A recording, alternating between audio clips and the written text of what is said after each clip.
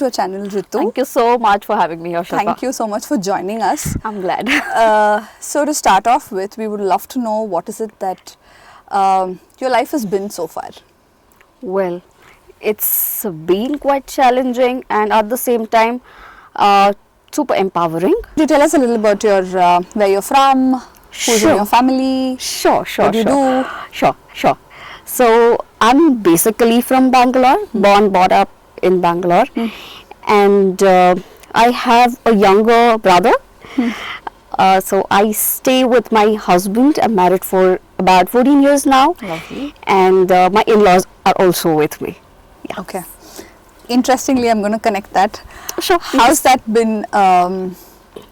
So I'm assuming you stay in a big family, right? A lot of people, a lot of problems, I'm assuming. Absolutely. A lot of happiness. Yes. That's the pro. Yes. So, how has it been like? And before I get to what you do, I want to know why you chose this path. So, we know that you're a life coach. Yeah. I'd love to know why you chose this path. How long has it been? And how has the journey been? Thank you so much. That's the most beautiful question I always get asked. Well, so how I chose this path is, it was because of my childhood trauma. So I went into depression for about a decade or more, and during this time is when I, kind of got in touch with my purpose, discovered my purpose, that I want to be there for someone who is suffering like me. Like I was suffering in silence, and that was the point where I realized that I want to be for people who are suffering like me and are in the same emotional space. So as I grew older, I understood how I can do this. Right. So I understood how I can get into counseling, therapy, and life coaching and help people who are suffering like me. So help them with their mental and emotional health and all of that. There are struggles. So that's how I got into this. Okay. So how long has it been? So it's been around 6+ years now. Lovely. I'm sure you've met a lot of people, a lot of kinds of people, and a lot of different issues. You've helped many as well. Yeah. I want to take a step back to ask you regarding, so there must have been a point where you realized that you needed help, right?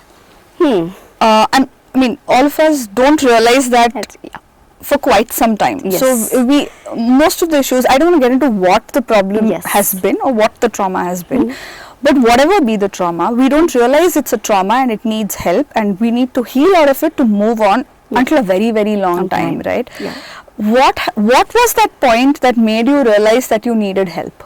There was a point when, so I believe I sought help very late in life, because I was in that emotional space from when I was a child. But then because of lack of awareness at around that time, this was about more than a couple of decades ago. So because of the lack of awareness is why I did not choose therapy. It was after my marriage that I realized that it's affecting all those baggages I'm carrying, the personality and behavioral issues that I've developed because of that one traumatic event in my life.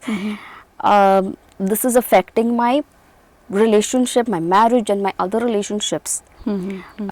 I think with what you're saying, it comes with a lot of maturity and realization for you to reach that point. Yeah. Right? So for people who are in the process or are in trauma, for them to realize that trauma is also a very strong word. Absolutely. In fact, for people who are probably suffering in silence, I'll put it that way. Yeah. How do they realize that there is a problem? Yeah. And they need help? They need help is the next part of it. Yeah. For them to even self-realize that there is an issue and probably I need to address it. Yeah. What are those little behavioral patterns, if I may call it? If you could just speak about that. Sure. Maybe a lot of people will realize that they need help. They need help. So I believe people need to introspect when they feel a little frustrated and angry for no reason. There are points in our life where we kind of burst out, sudden outbursts of anger or frustration at the wrong time, where you feel like, oh my god, it was not needed, I could have handled this better, right? True. Yeah. You don't feel like yourself.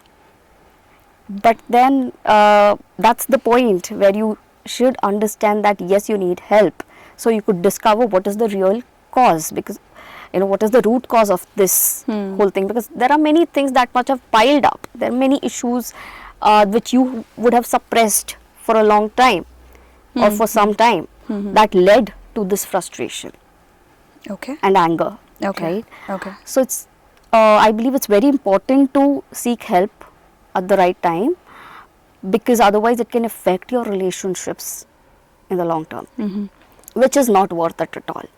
Okay. Also, it disturbs your relationship with yourself too. You lose a lot of opportunities in life. To just add on to what you're saying, right? I have been through a similar phase. So the points that I felt was, something that I should have addressed much earlier has been frustration, definitely. Unnecessary frustration during wrong times. I won't even call it wrong times.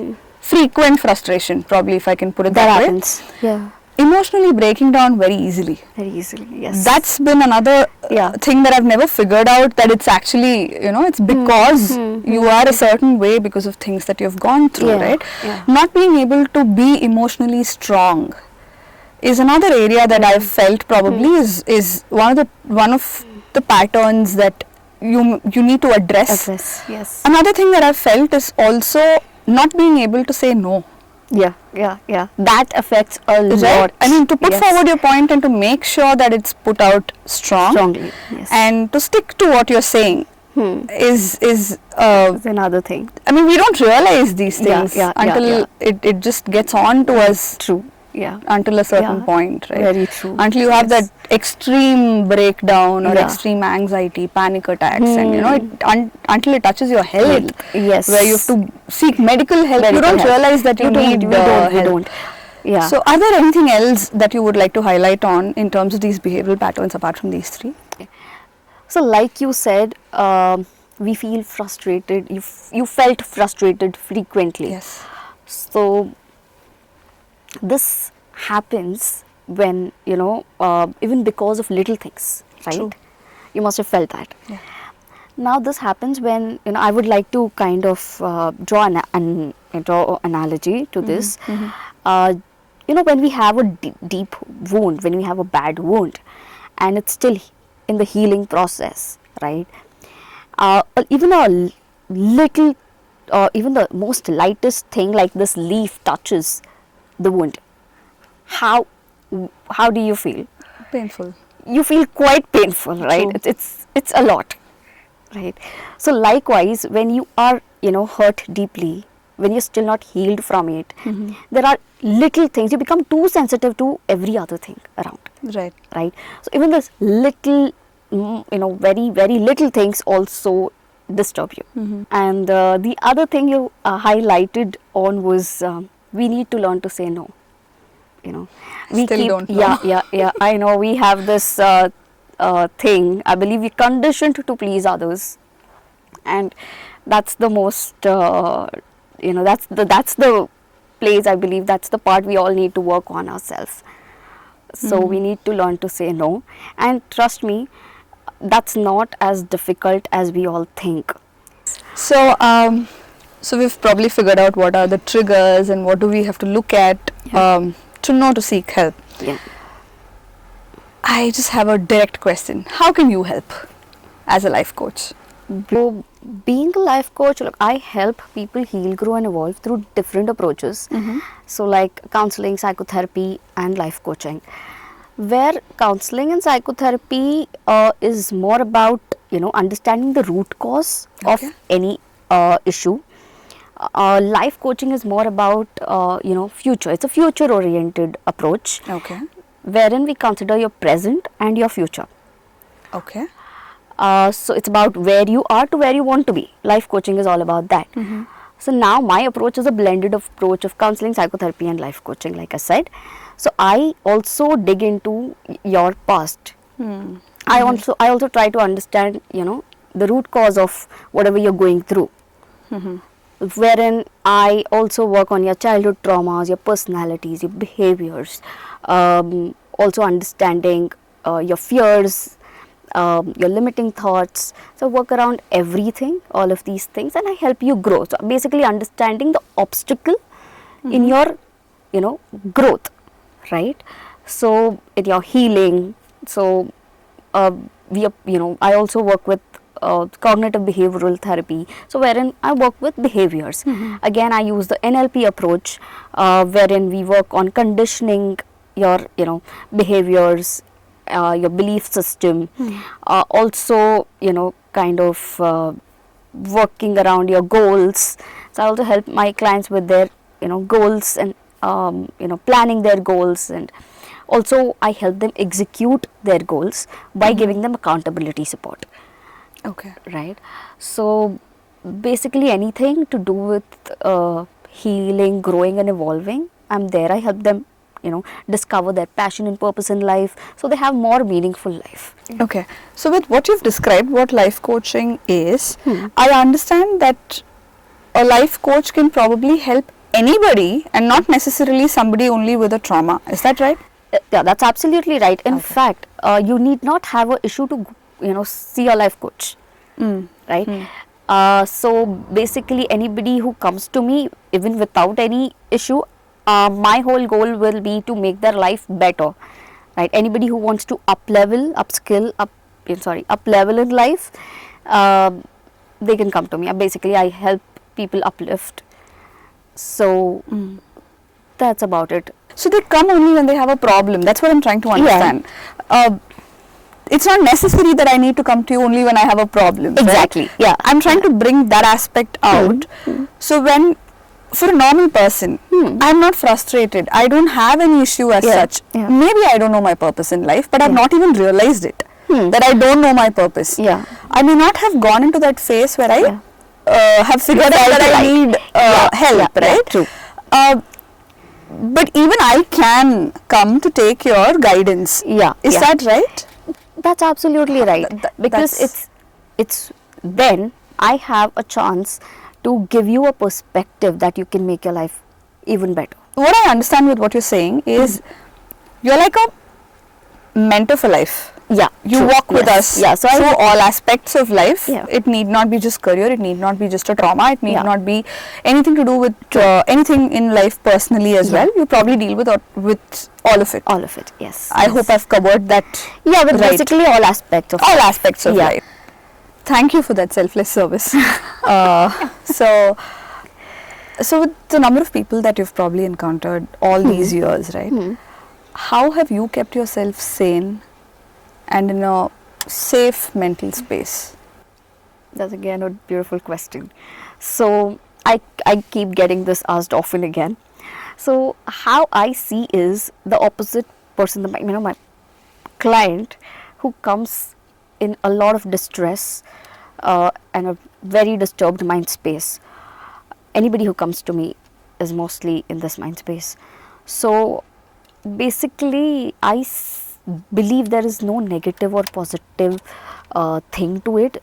It's just that they being a human, and while dealing with all of this, I have certain unwinding practices that I follow. Moving on from all about you to Yeah. all about relationships, because Sure.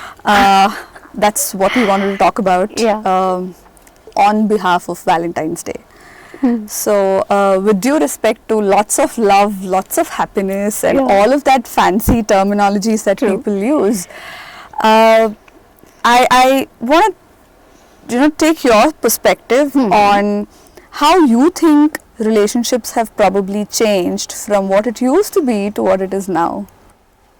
That's an amazing question, I must say. All right.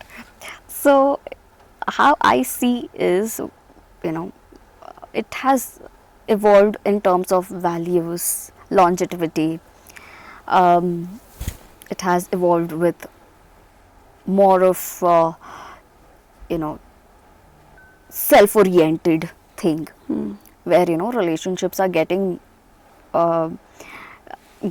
getting to what you want than what we want. So how I see is, there are three identities in a marriage, is how I see, right? We can actually take three plants, wherein two are the partners and one is the relationship plant, pot, right? Where I believe you need to nurture all the three, right? And when you are nurturing your own thing is when you have the strength to nurture this, right? We need to understand that the relationship is the third identity. You cannot lose yourself and be in a, That's a very beautiful be in example. a relationship. Thank you so much. So you need to take care of your individuality, while both of the partners need to understand this, and you need to kind of also have this understanding of nurturing this relationship also. So, be it any relationship, I think back in those days we were always taught that put the other person ahead of you, do it for them. Yeah. Be it anybody, let it be your children, let it be your parent, Yeah. it could be your partner, it could be your friend, it could be anybody, any relationship for that matter, right? Yeah. Do you think that has evolved over time, because you mentioned that you have to take care of yourself before you nurture Absolutely. the relationship? Yeah. So I think over time people have become very sensible in terms of I won't call it self-identity, but to understand yourself itself, that has changed. So now I know what I need. I think people are more clear. People are more sorted, if I can call it that. Yeah. But is that how you really see people of this generation? Do you think that is that selflessness to self-identity, is that clashing?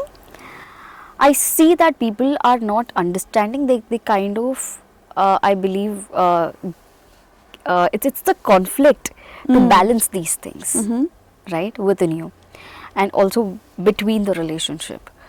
Now, this gets really tricky, and that's where I believe life coaches come into play. So we help you, understand and balance all these things. These things are really deep, and you need to understand these things well. So basically, how I see is, one thing is to respect your individuality, right? Your desires, your ambitions in life, how about how you want to live your life. But then at the same time, also balancing the relationship thing is very important. You just can't be all about yourself, because unless you give a little in the relationship, you cannot actually nurture the thing, right? I believe both of them have to give a little of themselves to make the relationship happen. Okay. Right? So a little of, say, I wouldn't call it sacrificing, but then there's a fine line. You can't be all about yourself too. So do you think people nowadays, nowadays is the wrong word, the current generation probably, is very sorted when it comes to that, because their tolerance is... I love that about them. Oh, lovely. Okay, nice. Absolutely. That's a beautiful thing when I have clients who are Gen Zs and who are really young, right? And I always observe this, how clear they are with what they want. And how firm and strong they are with that. Yeah, true. So it's evolved for the better. Can we put it that way? Absolutely. Okay. Now that we're talking about the current generation and they being very sorted with their mindset and what they want from a relationship, it's trending right now for the older generation like us, where we don't understand their terminologies of relationship, right? Yeah. So I'd love to have your take on what that means first, because I don't know half of it, and is it good or bad according to you? So the most trending one is situationship. Yes. What is it? And is it good? Situationship, as far as I have understood, is a lot of conflict with your emotional health. Okay. I'll tell you. What does it really mean? I'll be telling. I'll be Okay. coming to that. So what makes me say this is because you fear, committing, Okay. right? You fear to commit to one person, and you are more excited about the other options available, right? I'm glad they're being honest, but then also at the same time, they are always in an emotional conflict. What's ghosting? Ghosting is when someone disappears Okay. without any notice or without any, you know, without informing the other person. Ghosting is very toxic. What's breadcrumbing? Breadcrumbing is something, when a person is trying to, lead on and make the other person feel really nice about themselves, like giving too much of attention, um, and which is not a serious commitment, which is, without any serious commitment, I mean. Okay. So I think people of this generation are just complicating their relationships. Back in our times, it was I am in love, I'm not in love. I love you, I don't know what it is. Okay, we break up, we go. Now it's like, stages of multiple things, and I don't know what that is. So, so as a relationship coach, what is your take on people who have had past relationships, have probably not completely moved on, but have moved on? And it probably is there as part of their mind, somewhere deep down.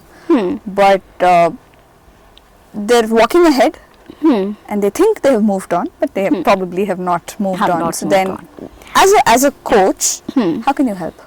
I've helped a few clients with this. Okay.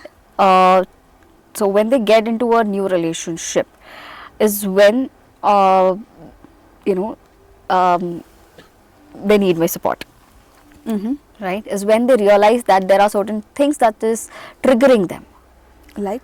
So it can be as simple as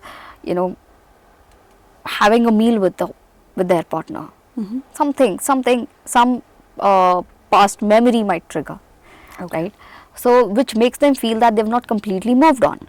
So I always see triggers as an opportunity for us to heal and grow out of it, because it gives you a chance to be more aware of what's affecting you, bothering you deep inside, because it literally comes on the surface, and that's when you can actually push it out of your system, right? But then with the help of a therapist or a coach, you can do this, right? Always seek support to do this, because it can otherwise affect you in different ways. I'll go ahead and ask you a couple of situations, and please tell me your take or your tips to deal with those situations. As a life coach, what would you advise? Sure. I've had a breakup, and I want to move on. All right. I had a really bad breakup. What do you suggest how I can work on myself to ensure that I move on healthily? Take some time off, right? Understand this whole breakup thing, process it, right? While acknowledging and validating your emotions about it. Okay. Right? Live with the whole emotion. Unless you come to a point where you are validating it. Like I said, you need to process this whole thing. It's very important to process it. And don't try to suppress any of the emotion you're feeling through this phase. Okay. Right? Around this phase. If possible, seek help of a mental health professional, so they can help you process it in the right way. So this is only so nothing of it triggers you later when you are in a new relationship. Okay. Right? So I think that would be a good idea, good thing to do. Okay. Yeah. I am in a relationship. I'm in a very abusive relationship. I don't know how to come out of it. I'm scared to come out of it. Okay, for multiple reasons. I may have a deeper reason to it. Maybe something like I'm very scared if I don't have somebody who is loving me all the time, giving me the attention. I need to get validated all the time. I may have a trauma behind why I'm like this. Keeping that aside, what would you like to tell somebody who is in an abusive relationship, who knows it is an abusive relationship, but is not able to come out of it? Well, number one thing, being in an abusive relationship is the most toxic thing one can go through, and it's always good to get out of such a relationship as soon as possible. Doesn't matter how bad you will feel later, you will get through it. Trust me, you will. Because it is all about this person, how this person has conditioned you to stay with him. It's all about that. Once you are out of it and he has no more control over you, trust me, you are already in a better space, and you will start feeling proud of yourself, and you will start loving this life. Thank you once again, Ritu, for your time and sharing those wonderful insights. I wish you stay in love, heal in love, grow in love for years to come. Thank you so much. Thank you so much for having me here, Shilpa. It was a lovely experience and a lovely conversation we had, which helped me explore my thoughts as well. Thank you so much. Thanks for your time.